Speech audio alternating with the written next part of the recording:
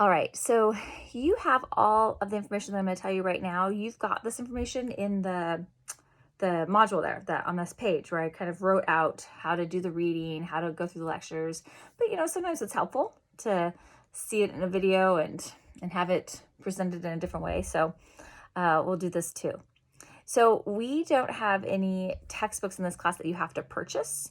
Everything is called OER, Open Educational Resources. And these are like top-notch textbooks. They're just free. Yay.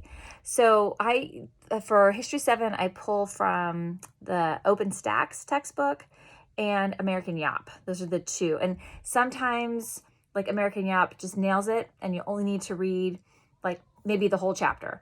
Other times American Yap's got this great little section and then OpenStax has this great little section. And so I kind of want to put them together. So that's why in each module, it will start off by saying, what sections do I read? Of the assigned readings, what sections do I read? So open that up. You'll always have at least one secondary source. That's the textbook, a secondary source, right? American Yap or OpenStax. And you'll typically have two primary sources, primary documents. And that a primary source, it comes from somebody at the time, somebody who either lived these events, witnessed these events. It can be, a speech, it can be a diary entry, it can be a song, it can be a photo, a drawing, all sorts of things.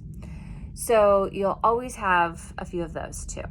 But start with that, open up that first link there. What sections do I read of the assigned OER readings? Because that will tell you sometimes in American Yap, you don't need to read the whole chapter. I just want you to read like sections 2 and 3. Or in OpenStax, I just need you to read, the last section. So start there so that you can, tailor your reading to what it is we're talking about. And then likewise, there'll always be a couple of primary sources. And then after the assigned reading, you'll find the lecture. Now the lecture is really the backbone of the class. That's what I've put together for you. That's the material that I would be presenting if we were meeting face-to-face.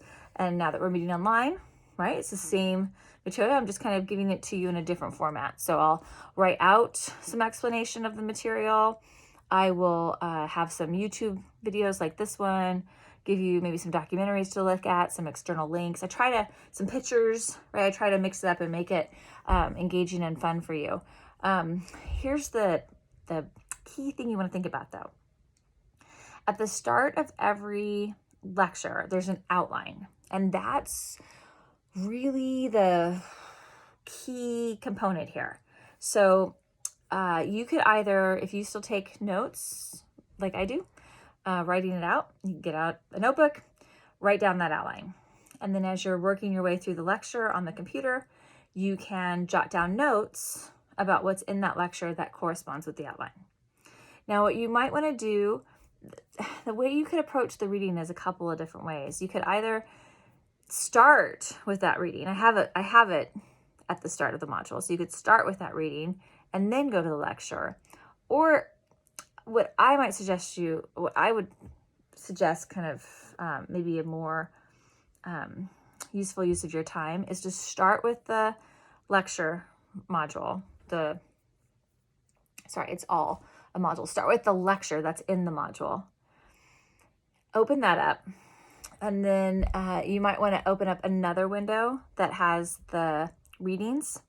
And then as you're going through each section on the outline. So let me just kind of think about something that's in that first lecture. So in the first lecture, we'll talk about indigenous peoples who are in the Americas prior to their contact with Europeans. And one of these groups of people, we'll look at Chaco Canyon. So what you might want to do is jot down what I've got in the lecture, reinterpret it in your own words, some of the key points about Chaco Canyon, and then open up that other window that had the assigned reading. And if you've got any questions or if there's any gaps, look at that reading. What did that reading say about Chaco Canyon? And where do you see some of the similarities or differences? And then you could jot those down too. So essentially kind of, you can't open up the textbook like literally as a book next to you because it's going to be on your computer. but it's free. But that way you're kind of doing the lecture, working through the lecture and looking at the reading kind of simultaneously. You also too could look at the lecture, then go look at the text. You could look at the text, then look at the lecture. There's no right way to do this. The key though are those lecture outlines, because that's the kind of heart of that material. And then in those lecture outlines are key terms. And these are, people, places like Chaco Canyon, maybe documents. And you should be able to explain what those are in about a paragraph, right? So as you're taking notes, in about a paragraph, you could say kind of the who, what, where, why, when, how, significance of that term. Again, kind of pretend like you're telling somebody who doesn't know about it. Like, this is what you need to know about Chaco Canyon. Those key terms are going to form the basis of your exams. And the exams, you have 3 of them. And they are made up of short answers and short essays. So if you're going through the lectures, taking notes off the outline, jotting down information about the key terms, either writing that or putting it in a Word file, when you get the study guide, you'll get the study guide 2 weeks before the exam, at least 2 weeks before.